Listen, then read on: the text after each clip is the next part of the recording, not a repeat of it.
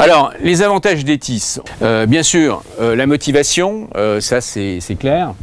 Ça augmente le plaisir d'apprendre, mais vous aussi, ça augmente le plaisir d'enseigner.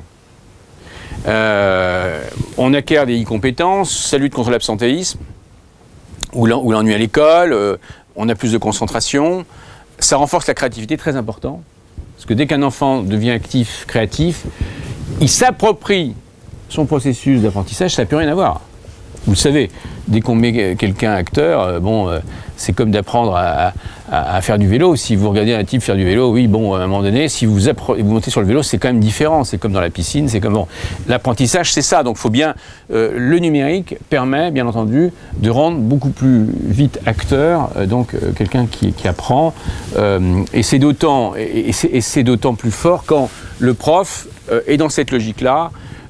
D'ailleurs, dans cette mission, à un moment donné, on avait fait une sorte de grille de Maslow à 4 niveaux des profs. On les avait classés un peu en 4 niveaux. Alors, le niveau 1, c'était le prof qui avait un peu touché un ordinateur, sans excès, qui savait utiliser Word.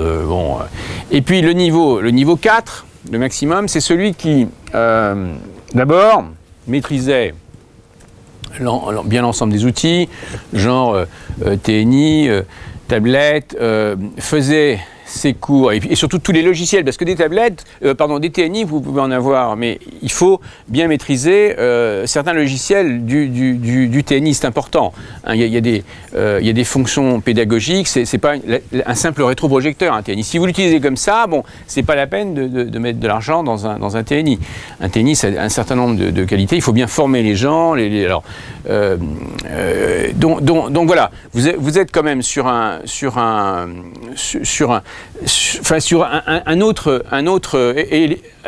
une autre gamme, en tout cas, de stimulants. Alors, le prof, le numéro 4, excusez-moi, le numéro 4, c'était le prof qui faisait son cours avec ses collègues. Alors, je vous signale que, on peut se le dire entre nous, je vous ai dit, vous allez peut-être me sortir de la salle tout à l'heure, mais c'est vrai que nos profs, on les adore, mais ils n'ont pas suffisamment été formés, je pense, à pas suffisamment préparer des cours ensemble. Alors ça dépend, entre le secondaire et le primaire, c'est différent. Hein. Mais c'est évident que le numérique vous change votre façon de travailler. Vous avez... avant, il y avait la photocopie, là, vous vous souvenez même du... aujourd'hui, oui, on échange, on dit, t'as telle référence, t'as telle image, etc. D'ailleurs, vous êtes en train de faire péter les droits d'auteur. Il va falloir trouver une loi, parce que sinon, l'éducation nationale va bientôt finir en prison, parce que vous avez multiplié par 10 l'utilisation des documents, bien sûr, qui sont protégés. Donc voilà. Donc bref, le numéro 4, le top du prof, c'est celui qui est là-haut, qui échange, qui prépare ses cours avec d'autres profs, qui échange, même avec certains élèves. Il prépare ses cours avec certains élèves. Il communique tout de suite son adresse mail. En France, il y a des profs qui ne veulent pas transmettre leur adresse mail. Mais ils ont le droit. Vous allez aux États-Unis, vous allez dans d'autres pays, dans les pays anglo-saxons, tout de suite, voilà. Donc, bien sûr, aujourd'hui, voilà, c'est parti. Qui corrigent, qui font du web tutorat, qui bien sûr, font des recherches personnelles, et bien sûr, modifient les bases de connaissances qu'ils donnent, bien sûr, à leurs enfants. Donc voilà, cela dit, et on sent bien maintenant que les profs évoluent plutôt vers ce niveau 4, et je pense que c'est bien sûr tout ce qu'on souhaite. Ça développe l'autonomie, je vous dis, la confiance en soi, le plaisir d'apprendre. Donc voilà, tout ça fait que vous obtenez, certaines études aux États-Unis montrent que vous pouvez augmenter les résultats scolaires de près de 30% à partir du moment où il y a appropriation. Attention. C'est pas parce qu'on va vous donner du matériel demain, si vous ne l'appropriez pas, de toute façon, vous savez très bien. Et si vous ne... Et pourquoi d'ailleurs il y a eu deux missions parlementaires? Tout à l'heure, vous disiez ça. La première mission, on est allé voir un peu partout, ils en étaient au niveau du matériel, comment ça se passait. Et puis, les profs m'ont souvent dit, mais c'est bien, vous avez un petit peu aidé, parce qu'on parle du problème du matériel, mais vous avez un petit peu aidé, est-ce que ça augmente un peu? Avec d'autres, pas moi, mais maintenant, si vous nous donnez du matériel, c'est bien, mais il faut nous permettre de changer de pédagogie. Et c'est pour ça qu'on a une deuxième mission sur comment changer la formation des enseignants comment changer la pédagogie trop frontale, trop magistrale, trop verticale, et la transformer en pédagogie plus interactive, plus collaborative, en groupe, plus différenciée, donc personnalisée, et plus mixte surtout, bien sûr.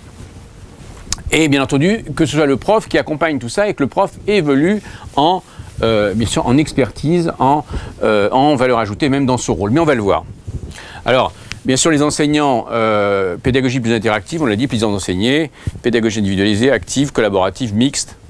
Et pour les élèves handicapés, bien entendu, c'est très différent. Hein, c'est indiscutablement un plus. Et vous devenez plus qu'un acteur. C'est vrai que c'est une transformation. C'est que vous devenez vraiment un metteur en scène. Et c'est un métier quand même un petit peu différent. Hein. Alors, donc l'ETIS, c'est un nouveau modèle d'apprentissage, indiscutablement. L'élève apprend autrement, n'importe où.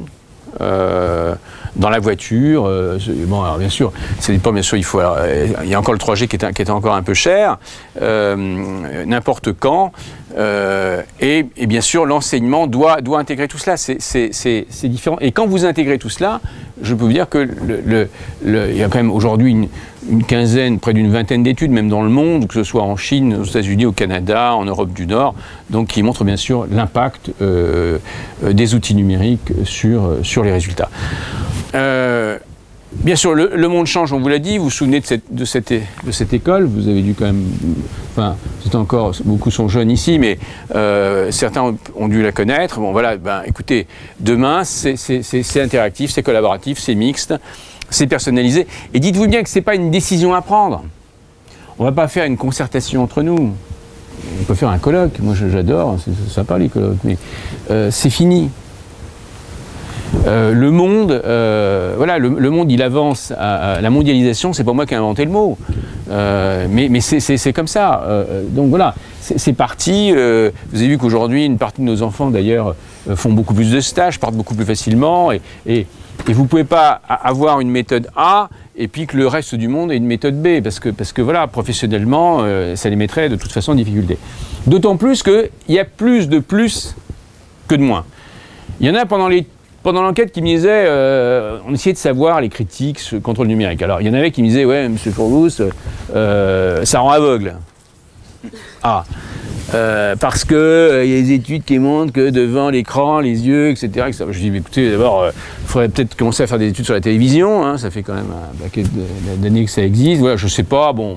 Donc, mais c'est évoqué. Alors, de vous à moi, ils n'ont pas défilé entre la nation et la République. Hein. Bon, pour l'instant, donc ça va. C'est resté encore dans des doses. Bon, après, ils m'ont dit que ça, les défauts, c'était que ça rendait sourd. Oui, aussi, bon, parce qu'ils mettent des casques pour les cours d'anglais, etc. Bon, ouais.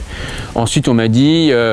Ça rend, c'est le modèle américain qui est en train de gagner. Bon, oui, bon, mondialisation, ils vont communiquer plus, etc. C'est les valeurs. Oui, bah vous savez que c'est comme les MOOC. On me dit, oui, les MOOC, attention, c'est le MIT, c'est les grandes universités américaines qui ont des milliards de dollars, qui vont demain faire les cours. Et puis, ben nous, on n'aura pas les mêmes moyens. Alors forcément, ils vont faire des cours beaucoup plus attractifs, etc. Dans toutes les langues.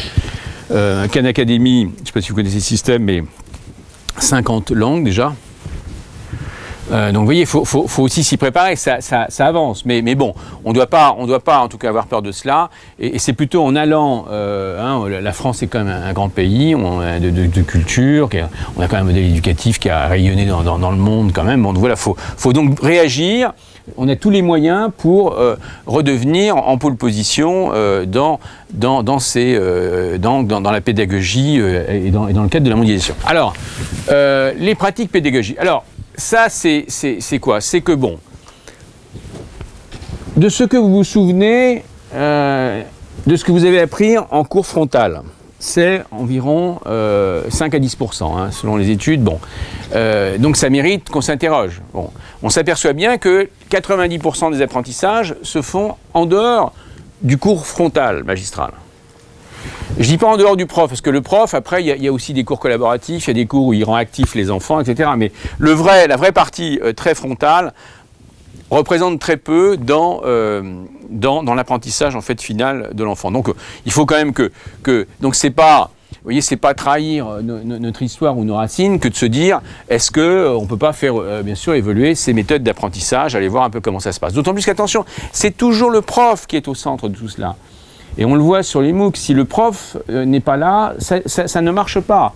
Donc c'est comme les examens médicaux, quand ils sont arrivés en France il y a une quarantaine d'années, les examens biologiques, tout ça, il y avait des médecins qui le prenaient très mal. Ils disaient, mais attendez, c'est moi le médecin ou pas là? C'est quoi ces examens qui vont remplacer le médecin, etc.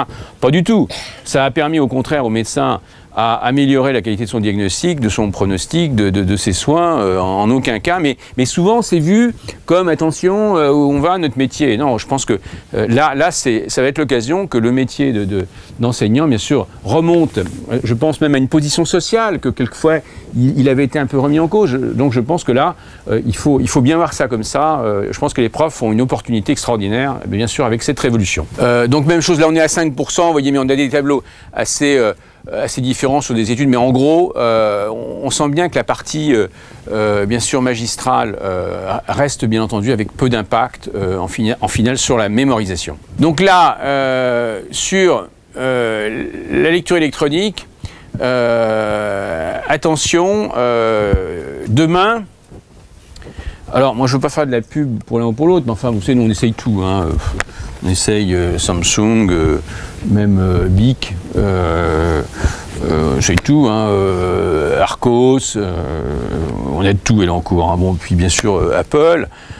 Bon, ça, ou son équivalent, demain, dans les 2 ans, il y a une hypothèse que vous ayez une majorité d'enfants qui en est. Alors vous allez faire quoi? Vous avez intérêt à vous y préparer, parce que là, ça va, à mon avis, beaucoup transformer, bien sûr, votre façon de travailler. Alors vous avez vu, la France, même chose, là on n'est pas en avance. C'était, je crois, Madame Pécresse qui me racontait ça dans une mission. Elle a un fils qui, bon, lit pas assez d'après elle, et tout d'un coup, il a eu une tablette, et il s'est mis à plus lire. Elle a dit vraiment, je l'ai vu, il lit plus de gros documents maintenant. Il lit plus avec cette tablette, et bon, alors, ça n'a pas de valeur individuelle, mais je me souviens que dans le cadre des responsables politiques qu'on interrogeait, qui avaient des responsabilités sur la recherche, donc voilà, vous êtes devant un enjeu considérable, c'est que la lecture électronique, elle arrive très vite. Demain, on dit également que dans les 2 ans, votre journal, vous le lirez sur tablette. 80% des journaux seront sur tablette, bien sûr, ou sur un outil, en tout cas proche des tablettes.